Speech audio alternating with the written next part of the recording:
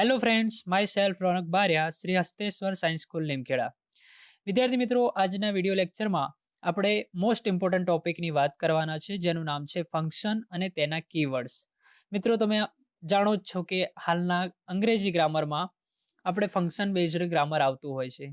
તો ફંક્શન ઓળખવાનું હોય છે, ફંક્શન આધારિત કેટલાક વાક્યો પૂર્ણ કરવાના હોય છે, ખાલી જગ્યા આવતી હોય છે. તો મિત્રો, આપણે અહીંયા કીવર્ડ્સ યાદ રાખવા ખૂબ જ જરૂરી થઈ પડે છે. એટલે બોર્ડની એક્ઝામ માટે અથવા એક્ઝામમાં તમે જો તૈયારી પરફેક્ટ કરવા માંગતા હો તો આ કીવર્ડ્સ તમારે ફંક્શન આધારિત યાદ રાખવા પડશે. તો જોઈએ મિત્રો, કયું ફંક્શન કયા વર્ડ્સ દર્શાવે છે, અથવા કયા ફંક્શનમાં અથવા કયા ફંક્શન વાક્યમાં કયા શબ્દો વપરાતા હોય છે, એ આજે આપણે નિહાળીએ.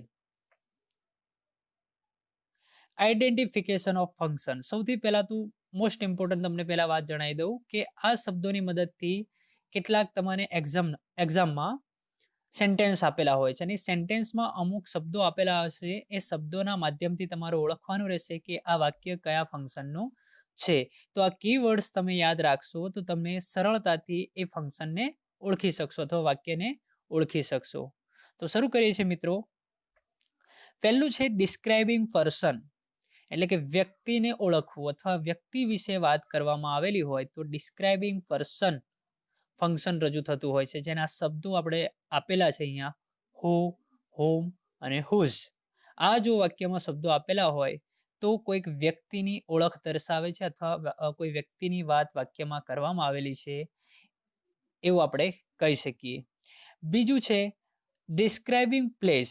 જેમ વ્યક્તિને ઓળખવા માટે તેમ અહીંયા કોઈક સ્થળની વાત કરવામાં આવેલી હોય તો વેર અને વેર એવર જેવા શબ્દો વપરાય છે. ત્રીજું છે ડિસ્ક્રાઇબિંગ થિંગ્સ. થિંગ એટલે વસ્તુ. કોઈક વસ્તુના અનુસંધાનમાં વાક્યમાં ધેટ અને વિચનો ઉપયોગ થયેલો હોય તો એ વાક્ય ડિસ્ક્રાઇબિંગ થિંગ ફંક્શન સૂચવે છે.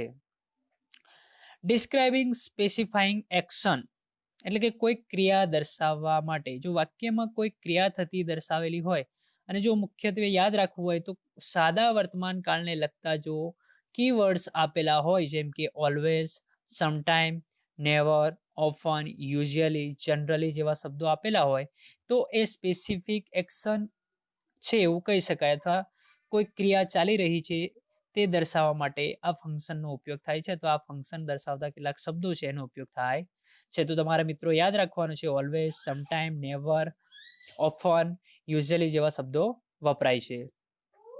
એના પછી છે સ્પેસિફાઈંગ લોકેશન. સ્પેસિફાઈંગ લોકેશન એટલે ચોક્કસ સ્થળ દર્શાવે છે. લોકેશન એટલે મિત્રો તમને બધાને ખ્યાલ છે સ્થળ. તો કોઈ ચોક્કસ સ્થળ દર્શાવવા માટે આપણે કયા શબ્દો વાપરી શકીએ? તો કેટલાક પ્રેપોઝિશન છે, પ્રેપોઝિશન તમારે યાદ રાખવા પડે, જેમાં તમને આપેલા છે અહીંયા in, behind, near, here, there જેવા શબ્દો જો વાક્યમાં વપરાયેલા હોય તો એ લોકેશન કોઈ ચોક્કસ સ્થળ દર્શાવે છે. છઠ્ઠું છે inquiry as nature. Inquiry as nature એટલે કે કોઈક સામાન્ય પૂછપરછ કે કોઈક માહિતી માટે આપણે કોઈક પ્રશ્ન કોઈને પૂછીએ તો ઇન્ક્વાયરી એઝ નેચર ફંક્શન કહેવાય.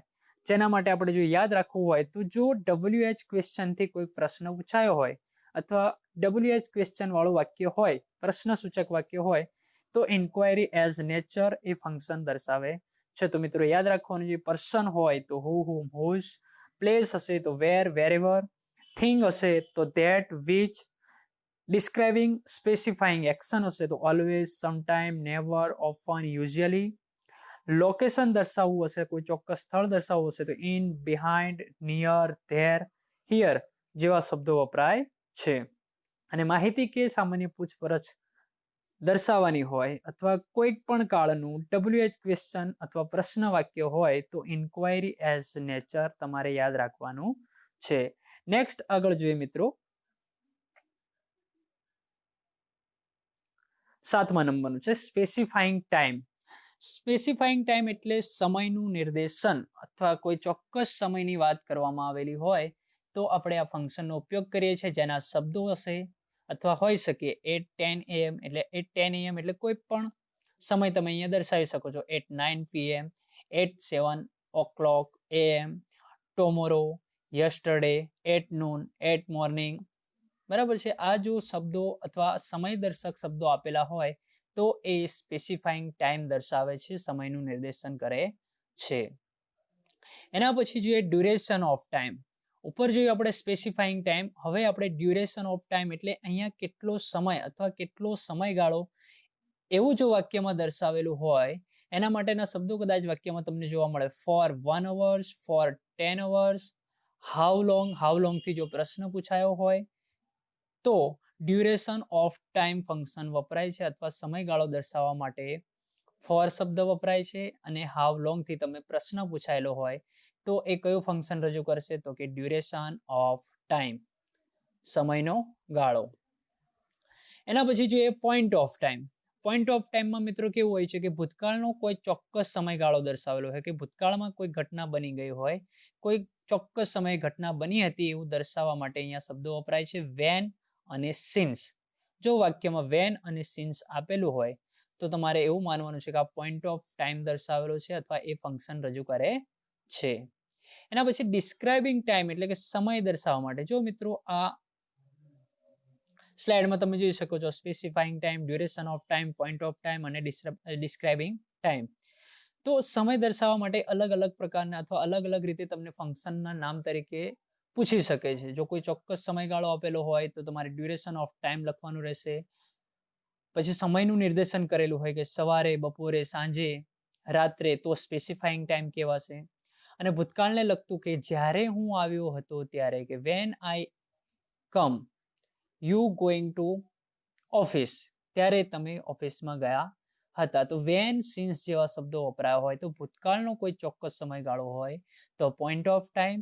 અને ડિસ્ક્રાઇબિંગ ટાઈમ માટે તમારે યાદ રાખવાના રહેશે when, while, whenever, till, until, as soon as, no sooner than, hardly when, since, for, etc જેવા શબ્દો વપરાય છે. મિત્રો અહીંયા કન્ફ્યુઝ થવાની જરૂર નથી. સિન્સ છે, ફોર છે એ સમય દર્શાવવા માટે વપરાય છે પણ એમાં તમારે વાક્યને ધ્યાનમાં લેવાનું રહેશે. નેક્સ્ટ આગળ જોઈએ 10મા નંબરનું describing present event. Present event એટલે વર્તમાનની કોઈ ક્રિયા દર્શાવવા માટે અથવા કોઈ ક્રિયા કે ઘટના દર્શાવવાની હોય અથવા વાક્યમાં વર્તમાનની કોઈ ક્રિયા દર્શાવેલી હોય તો આપણે એ કયું ફંક્શન કહી શકીએ તો કે ડિસ્ક્રાઇબિંગ પ્રેઝન્ટ ઇવેન્ટ, વર્તમાનની ક્રિયા કે ઘટના. એવી રીતે ડિસ્ક્રાઇબિંગ પાસ્ટ ઇવેન્ટ હોય અથવા એ ફંક્શન હોય અથવા ફંક્શનનું નામ આપેલું હોય તો એમાં ભૂતકાળની કોઈ ક્રિયા કે ઘટના રજૂ થયેલી હશે. તો વાક્યમાં તમારે જોવાનું કે ભૂતકાળની ક્રિયા દર્શાવેલી છે, ભૂતકાળનું વાક્ય છે તો તમે એને ડિસ્ક્રાઇબિંગ પાસ્ટ ઇવેન્ટ કહી શકો. એના પછી છે 12મા નંબરનું કે ડિસ્ક્રાઇબિંગ ફ્યુચર ઇવેન્ટ કે ભવિષ્યમાં થનારી કોઈ ક્રિયા કે ઘટના દર્શાવવા. હવે ભવિષ્યને લગતા કેટલાક શબ્દો તમારે યાદ રાખવા પડે. આ તમારે જે 10, 11 અને 12 એના માટે તમને ટેન્સ આવડતા હોવા જરૂરી છે, જેમાં ઘણા કીવર્ડ્સ તમને જોવા મળશે. વર્તમાનની ક્રિયા માટે, ભૂતકાળની ક્રિયા માટે અને ભવિષ્યમાં થનારી ક્રિયા માટે અલગ અલગ પ્રકારના કીવર્ડ્સ આપેલા હોય છે અથવા સમયદર્શક શબ્દો આપેલા હોય છે. તો એના માટે તમારે જસ્ટ યાદ રાખવાનું કે ક્રિયા વર્તમાનમાં બની છે, ભૂતકાળમાં બની છે કે ભવિષ્યમાં થવાની છે. એના વિશેની જો તમે માહિતી મેળવશો તો તમે આ 3 ફંક્શનને સરળતાથી આઈડેન્ટિફાઈ કરી શકશો. આગળ જોઈએ 13 નંબર રિક્વેસ્ટિંગ. રિક્વેસ્ટિંગ એટલે વિનંતી કરવી. શું કરું મિત્રો? વિનંતી કરવી. તો વાક્યમાં જો પ્લીઝ, કાઇન્ડલી, વુડ જેવા શબ્દો આપેલા હોય તો તમારે સમજવાનું કે એ રિક્વેસ્ટિંગ ફંક્શન દર્શાવે છે. 14 નંબરનું જોઈએ એક્સચેન્જિંગ પ્લેઝન્ટરીઝ. એનો મતલબ થશે આભાર, ઉપકાર, સત્કાર જેવા જો પ્રતિભાવ દર્શાવવામાં આવે અથવા કોઈક જોડે આપણે વાતચીત કરતા હોય અને આભાર પ્રગટ કરીએ, તેમનો સત્કાર કરીએ અથવા ઉપકાર પ્રગટ કરીએ જેવા પ્રતિભાવ આપણે આપીએ તો આપણે આ ફંક્શનનો ઉપયોગ કરીએ છીએ જેનું નામ છે એક્સચેન્જિંગ પ્લેઝન્ટરીઝ. જેના કેટલાક શબ્દો છે અહીંયા તમને નીચે દર્શાવેલા છે કે કોંગ્રેચ્યુલેશન્સ, અભિનંદન આપવા, સોરી, માફ કરવું, ઓલ ધ બેસ્ટ, કોઈને આપણે વિશ કરીએ એક્ઝામ માટે કે ગમે તે સારા કામ કરવા માટે, સારું કામ કરવા જતા હોય તો ઓલ ધ બેસ્ટ કહીએ છીએ, થેન્ક્સ, આભાર વ્યક્ત કરીએ છીએ. તો આવા શબ્દો છે એ એક્સચેન્જિંગ પ્લેઝન્ટરીઝ ફંક્શન દર્શાવે છે. આગળ જોઈએ ડિક્લાઇનિંગ. ડિક્લાઇનિંગ એટલે ઇનકાર કરવો, મનાઈ કરવી અથવા એ વાક્યમાં નકાર ભાવ પ્રગટ થયેલો છે. તો વાક્યમાં જો નકારાત્મક હોય અથવા નેગેટિવ બાબત રજૂ થયેલી હોય, નેગેટિવ બાબત એટલે કે ના, નહીં, ક્યારેય નહીં એવા શબ્દોનો જો ઉપયોગ થયેલો હોય તો ડિક્લાઇનિંગ ફંક્શન રજૂ થાય છે. જેના શબ્દો યાદ રાખવા હોય તો no, not, never, sorry, I can't જેવા શબ્દો મુકાયેલા હોય છે. 16 નંબરનું છે કન્ડિશન અને કન્ડિશન ઇન ધ પાસ્ટ. મિત્રો અહીંયા બે અલગ અલગ રીતે તમને આપેલું છે આ ફંક્શન, જેમાં કન્ડિશન એટલી આપેલી હોય તો એ કન્ડિશન હોય તો શરત દર્શાવે. શું દર્શાવે? શરત. અને એના માટેના બે જ શબ્દો વપરાય છે, ઇફ અને અનલેસ. કયા શબ્દો વપરાશે? ઇફ અને અનલેસ. પણ જો કન્ડિશન ઇન ધ પાસ્ટ એવું સૂચવેલું હોય, એટલે કે ભૂતકાળની કોઈક શરત દર્શાવવું હોય, તો એ વાક્યમાં હેડ આપેલું હશે અને હેડ સાથે કયા શબ્દો ધ્યાનમાં લેવાના છે? કુડ હોઈ શકે, વુડ, માઇટ, આ ત્રણમાંથી કોઈક એક શબ્દ હોય, પ્લસ હેવ હશે અને છેલ્લે V3 એટલે ક્રિયાપદનું ભૂતકૃદનનું રૂપ વપરાયેલું હશે. જો વાક્યમાં આ રીતની રચના આપેલી હોય અથવા હેડ સાથે could, would, might plus have plus V3 આપેલું હોય તો એ કન્ડિશન ઇન ધ પાસ્ટ સૂચવે છે. અને જો ફક્ત કન્ડિશન દર્શાવેલી હશે અથવા દર્શાવવાનું તમને કહેશે તો તમારે વાક્યમાં ઇફ અને અનલેસ જોવાનું છે. આગળ જોઈએ મિત્રો એક્સપ્રેસિંગ પોસિબિલિટી અથવા પ્રોબેબિલિટી, જેનો મતલબ થાય છે શક્યતા. હવે આ શક્યતા દર્શાવવા માટે બે શબ્દો વપરાય છે, મે અને માઇટ.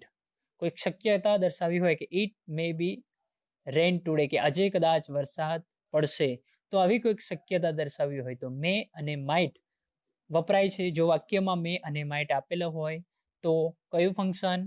એક્સપ્રેસિંગ પોસિબિલિટી અથવા એનું બીજું નામ છે પ્રોબેબિલિટી. નેક્સ્ટ જોઈએ એક્સપ્રેસિંગ એબિલિટી. એબિલિટી એટલે મિત્રો ક્ષમતા. તમે ભણી જ ગયા હશો, ક્ષમતા દર્શાવવા માટે આપણે કેન અને કુડનો ઉપયોગ કરીએ છીએ. તો આપણે એબિલિટી દર્શાવવાની હોય તો વાક્યમાં કેન કુડનો ઉપયોગ કરવો પડે, અથવા વાક્યમાં કેન અને કુડ આપેલું હોય તો આપણે સમજવાનું કે એ વાક્યમાં એક્સપ્રેસિંગ એબિલિટી ફંક્શનનો ઉપયોગ થયેલો છે. એના પછી આવે છે ચોઇસ, પસંદગી દર્શાવવા માટે, જેમાં એક વર્ડ છે જેને તમારે યાદ રાખવાનું છે, વુડ રેધર ધેન. વાક્યમાં જો વુડ રેધર ધેન આપેલું હોય તો ચોઇસ ફંક્શન રજૂ થાય છે. અને બીજી રીતે કહેવા જઈએ તો જે 20 નંબરનું આપેલું છે અલ્ટરનેટિવ ચોઇસ, એનો મતલબ થશે પસંદગી, પણ અહીંયા તમને વૈકલ્પિક પસંદગી કરવાની હોય છે, અથવા વૈકલ્પિક પસંદગી તરીકે જો તમને કોઈક વાક્ય રજૂ કરેલું હોય તો અલ્ટરનેટિવ ચોઇસ લખવું, જેમાં તમારે આ ત્રણ શબ્દો યાદ રાખવાના છે, એક તો ઓર, આઈધર ઓર અને નાઈધર નોર. આ ત્રણ શબ્દો એ અલ્ટરનેટિવ ચોઇસ છે. આ ત્રણ શબ્દો છે ચોઇસ તો ખરા, પણ સાથે સાથે લખવું પડે આપણે અલ્ટરનેટિવ ચોઇસ, એટલે કે વૈકલ્પિક પસંદગી એવું કહેવું પડે. અને ફક્ત જો ચોઇસની વાત કરવી હોય અથવા કરવામાં આવી હોય અને વુડ રેધર ધેન વપરાયું હોય વાક્યમાં તો એ ચોઇસ ફંક્શન રજૂ કરે છે, અથવા એક્સપ્રેસિંગ ચોઇસ એવું કહી શકાય. નેક્સ્ટ આગળ જોઈએ મિત્રો કમ્પેરિંગ. કમ્પેરિંગ એટલે શું કરવું? સરખામણી કરવી, તુલના કરવી. મિત્રો તમે ડિગ્રી વિશે ભણી ગયા હશો, બરાબર છે? ધોરણ 9, 10 અથવા ધોરણ 8માં સામાન્ય જ્ઞાન અથવા સામાન્ય નોલેજ તમે ડિગ્રી વિશેનું લઈ લીધું હશે. તો એ ડિગ્રી દર્શાવતું વાક્ય હોય તો આપણે કમ્પેરિંગ ફંક્શન સૂચવે છે એવું કહી શકાય. જેમાં કેટલાક શબ્દો છે, શબ્દો તમે જો યાદ રાખો તો પણ તમને ખ્યાલ આવી જાય કે અહીંયા સરખામણી કરેલી છે, તુલના કરેલી છે, અથવા વાક્યમાં કમ્પેરિંગ ફંક્શનનો ઉપયોગ થયેલો છે.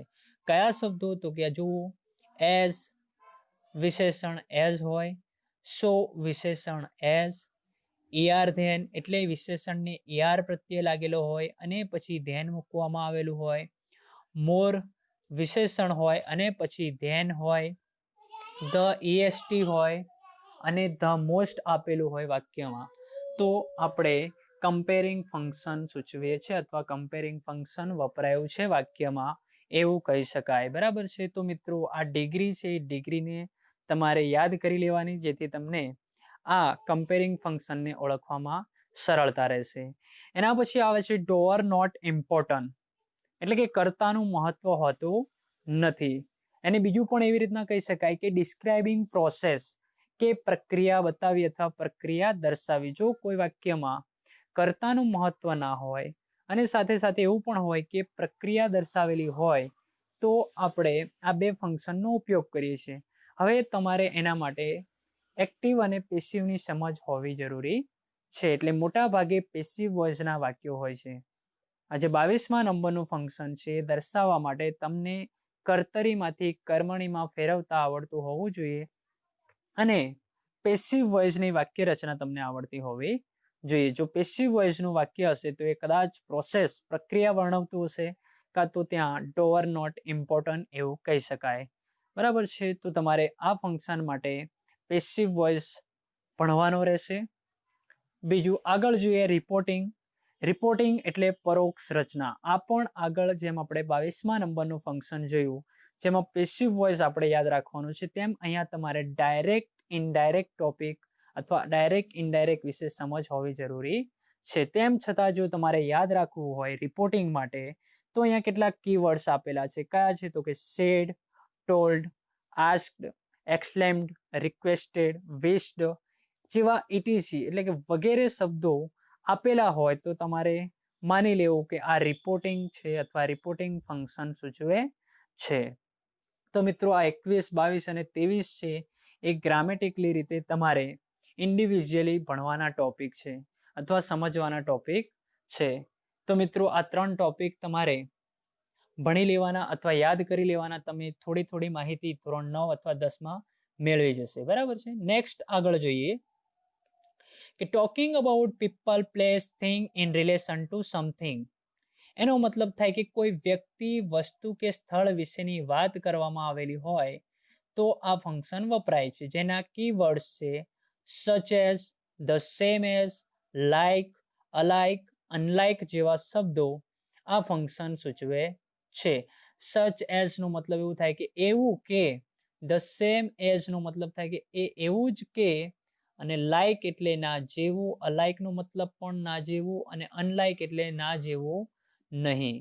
તો મિત્રો આપણે આ દરેક ફંક્શનનું ઇન્ડિવિજ્યુઅલી આગળ આપણે વિડીયો લેક્ચર્સ મૂકીશું પણ હાલ તમારે આ શબ્દો યાદ કરી લેવાના છે અને એનું વિસ્તારથી આપણે માહિતી મેળવીશું.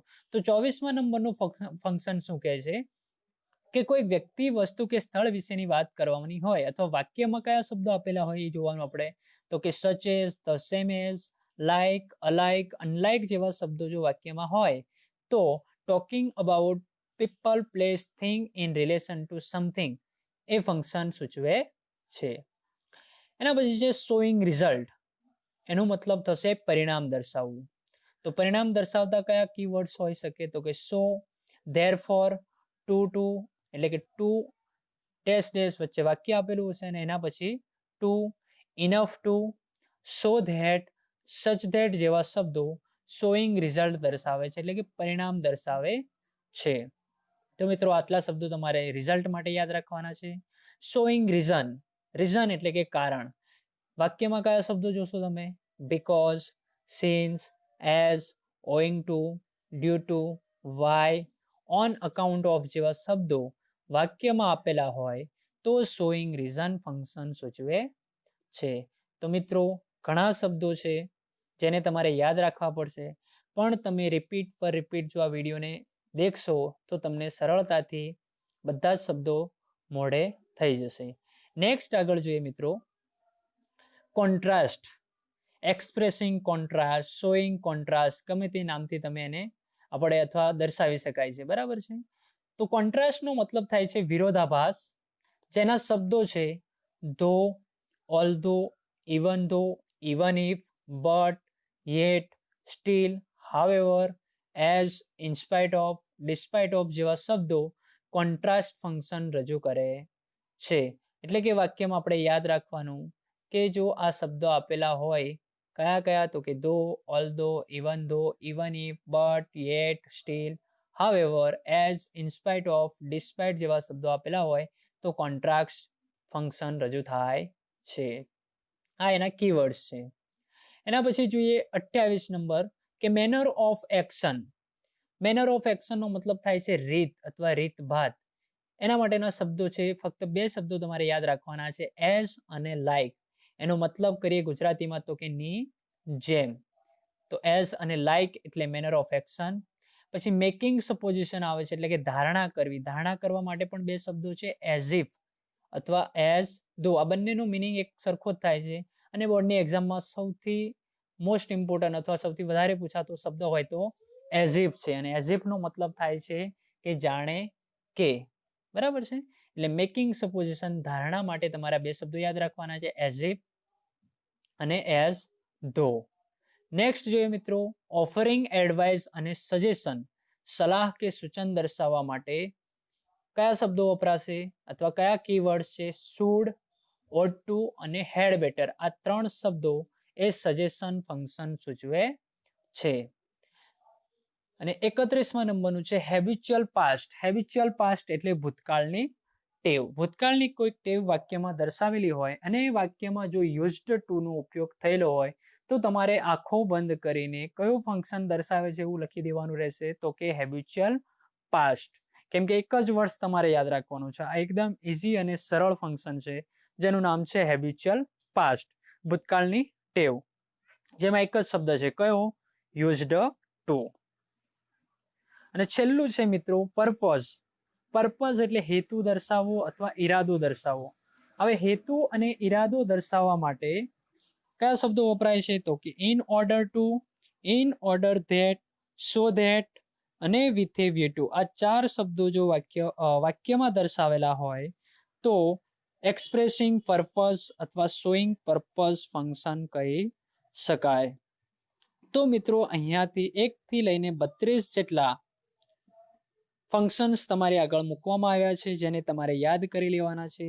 વારંવાર આ વિડીયો નિહાળીને બને તેટલા આ જે કીવર્ડ્સ છે કીવર્ડ્સ યાદ કરી લેવાના રહેશે, જેથી તમારે ફંક્શનને આઈડેન્ટિફાઈ કરવામાં બિલકુલ સરળતા રહેશે. નેક્સ્ટ આપણે બીજા વિડીયો લેક્ચરમાં આ ફંક્શનને લગતા જ અથવા ઇન્ડિવિજ્યુઅલી ફંક્શન જોઈશું કે જેમાં કેટલાક ઉદાહરણો સાથે તમને આ વાક્યમાં આ કીવર્ડ્સનો થતો ઉપયોગ આપણે શીખીશું. પણ તે પહેલા તમારે મિત્રો આ જે શબ્દો છે કીવર્ડ્સ છે, કયા ફંક્શન માટે કયા શબ્દો વપરાય છે એ શબ્દો તમારે તૈયાર કરી લેવાના રહેશે. અને ખૂબ જ ઇમ્પોર્ટન્ટ છે, એટલે મિત્રો તમે આજે જ આ શબ્દોને તૈયાર કરી લેશો તો તમને અંગ્રેજી ગ્રામરના ફંક્શન નામના ટોપિકમાં ખૂબ જ સરળતા રહેશે અને તમે સારા એવા માર્ક સ્કોર કરી શકશો. તો મિત્રો આભાર. નેક્સ્ટ હવે આપણે બીજો વિડીયો લેક્ચરમાં મળીએ કોઈક નવા ટોપિક સાથે. ત્યાં સુધી આવજો. Bye. Thank you. Take care.